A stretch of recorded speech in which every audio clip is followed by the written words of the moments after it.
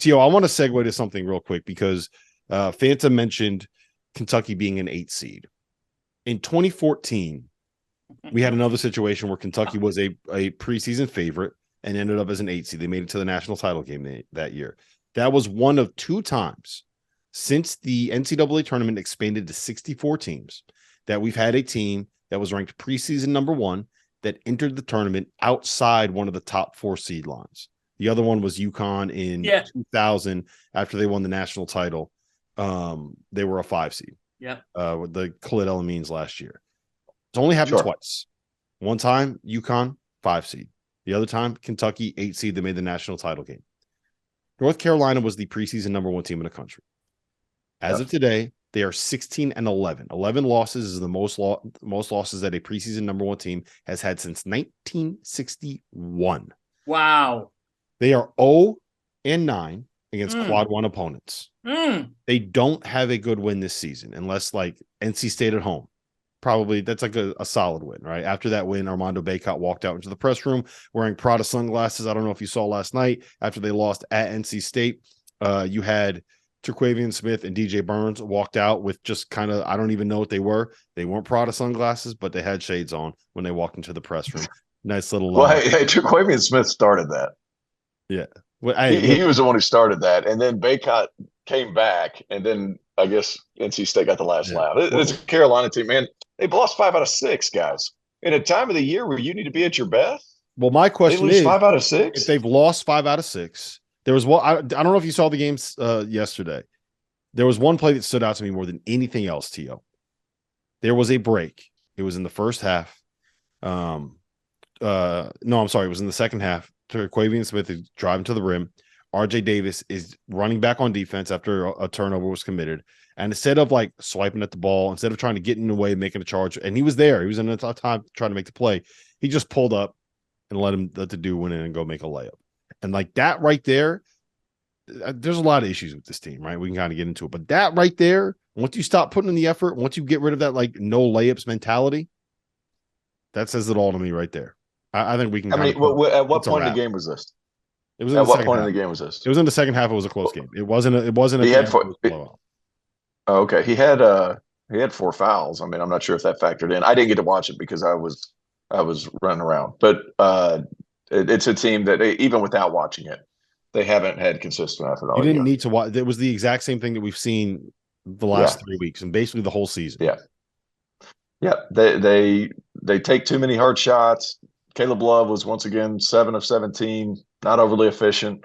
They're frustrated with each other. He had 4 turnovers. Armando Bacot, like, I feel bad for the guy.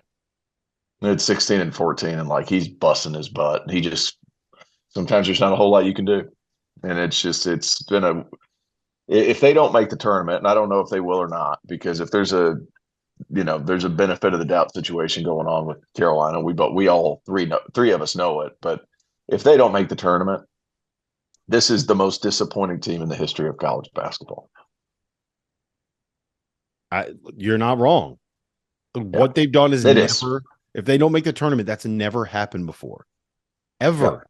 Never happened before. Could you imagine their effort level in the first? Could you imagine their effort level in the first round of an NIT game? They would not accept an NIT bid. They shouldn't accept it. No. It would not. It would not. Happen. It would not happen. It would be an embarrassment. It would be. Remember the 2012 Kentucky team that went to the NIT and ended up losing on the road at Robert Morris. Remember that? There would be something similar like that would happen. I want to know what you guys think because Goodman and I, we had an argument about this. I can't remember how much of it was actually on air, and how much of it was just us arguing during one of our 2-hour-long drives in the middle of Indiana. We'll talk. Those must have been thrilling. I mean, when you have to listen to him for a whole weekend, do you remember any of like what happened throughout the course of the weekend? Yeah, it's he just grinded you down to a nub. Did he talk about our show? Like, did he, hand out some thoughts on T.O. and me? Well, you guys, like, you really should be doing this a little bit more because, like, you don't talk enough about this. Who cares about that? Who cares about that? That's I got a lot of that.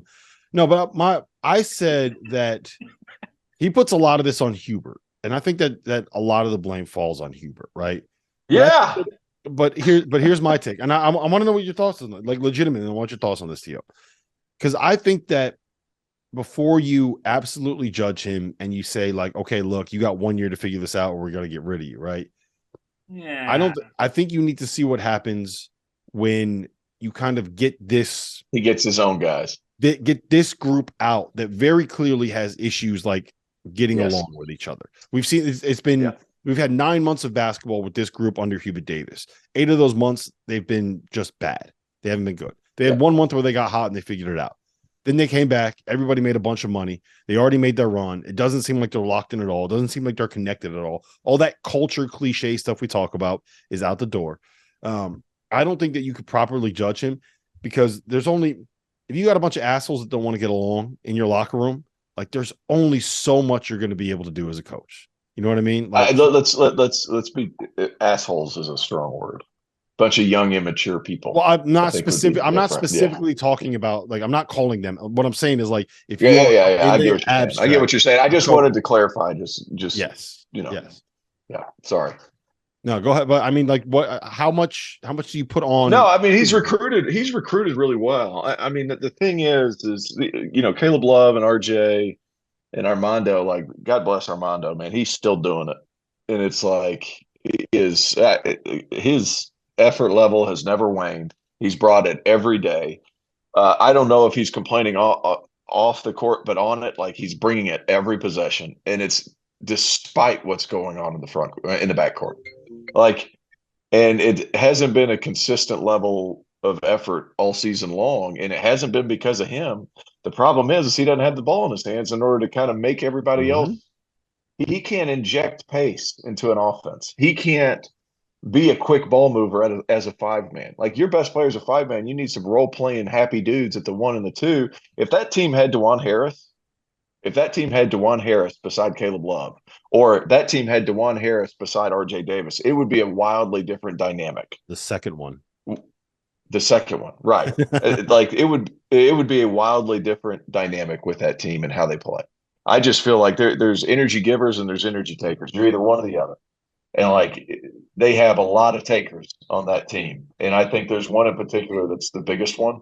But I'll let everybody make the correct assumption with who I'm talking about. But it's like I hate it for Bacot. But I would wait because they've recruited really well.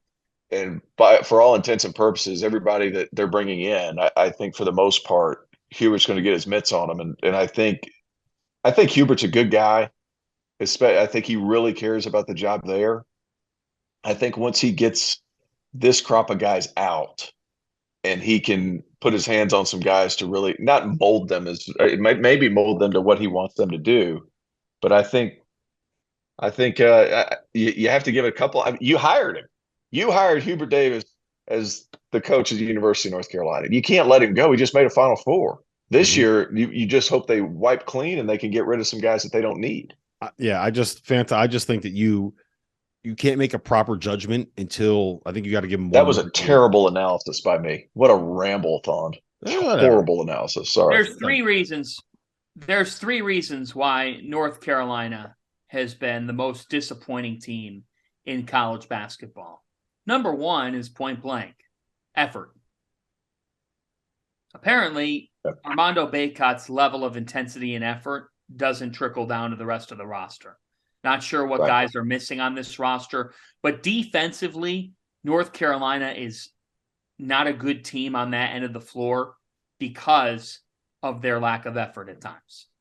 More times than not. That's an excuse. You know what's crazy too? Like they have Leaky Black, who's one of the best perimeter defenders in the country. Mm-hmm. Hasn't seemed to matter. Like how many turnovers did they have? How many turnovers did they have yesterday? How many turnovers or did they force? 3. They forced a grand total of 2. Well, they forced 3.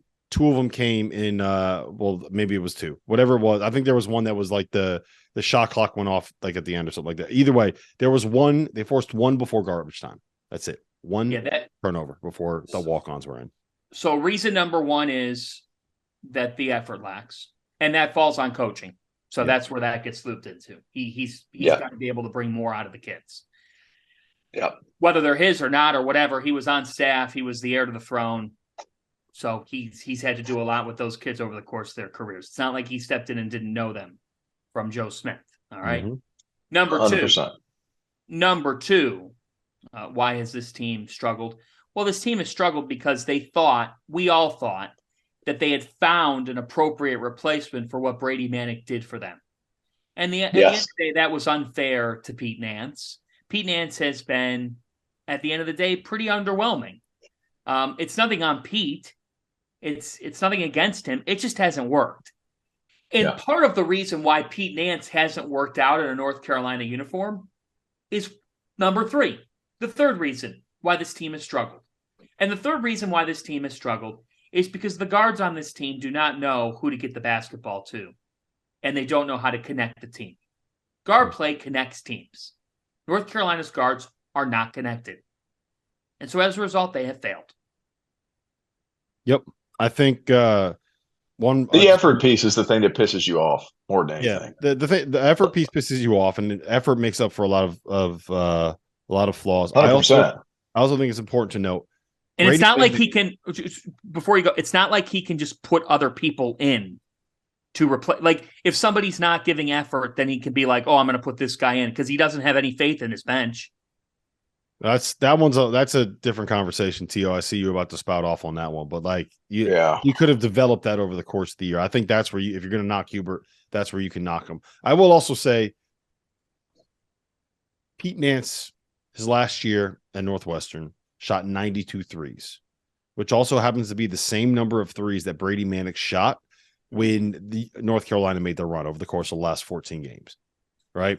Brady Manick was a guy that you could run off screens as a catch and shoot threat. He was a guy that had serious gravity. He was a guy that was not afraid to like kind of step up and take a 27-footer if you needed to. Like, he was a shooter. Pete Nance. He wasn't afraid to tell Caleb Love to shut up either. Yeah.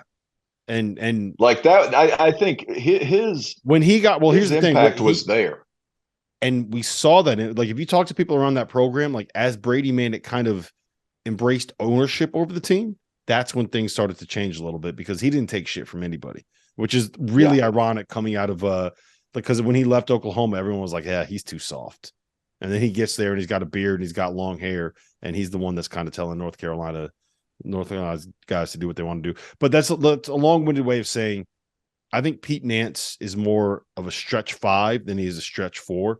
So while it kind of looked like a good fit on paper, it's just a weird fit, and it's just one that's not working as well as we maybe thought it was, as it was going. Guys, Pete Nance was 2 of 5 yesterday. Pete Nance isn't the issue. No. If Pete Nance, I know Pete Nance isn't the issue. But the thing is, we thought Pete Nance was going to come in and be Brady Manick, and he's just like not really he's just kind of there, like he's a piece. So I think that we overvalued what his impact was going to end up being, which is part of why I had them as a preseason number 1. All right. Here's the weird thing. Here's the weird thing about that whole thing, Rob, is like at the beginning of if you don't have faith in your bench, and their bench is like Tyler Nichols, a nice freshman player. He's a piece. He's not a superstar. He's never going to be a superstar. He's going to be a very good player at Carolina, but he's a piece. DeMarco Dunn, really good athlete, probably needs some more minutes just to get comfortable. Seth Trimble can play right away. Like, here's the thing with them. If you're losing games anyway, you're losing games anyway. Play the guys that are going to play hard. Play the guy. I had a pundit call me out for saying that. Well, guess what? Like, you guys need to freaking play hard, or else you don't play. You're not winning anyway. A pundit. Yeah, a pundit. He called me and got after me for talking critical of Carolina, which deservedly they need that, and now he's been proven wrong. You should call him back and ask him how North Carolina is doing right now. Should we call him right now? Yeah, I know. Want me to send him the Zoom? You want to put him on speaker? Let's get him in the Zoom. It's ridiculous. Like, you playing hard is a prerequisite to playing time in most places. For some reason, at Carolina, it's not. Yep. So, like, you're losing anyway. Play the guys that are going to play hard. At least guys will be happy with it. Look, you talk to their alumni. You talk to Tyler Hansborough. He says the same thing. He goes, I'm okay with losing just as long as the guys are playing hard. They don't even play hard. They don't even look like they care. They don't even know if they want to be there. Like, they need to play hard. John Henson won't even, he'll just be like, just roll your eyes. Dude, that's what you're getting from your alumni who have won national championships. They just roll their eyes at your effort. Yep. Yeah. John Henson is very good at towing the party line and not saying what he needs to say, while letting his facial expressions say everything that needs to be said.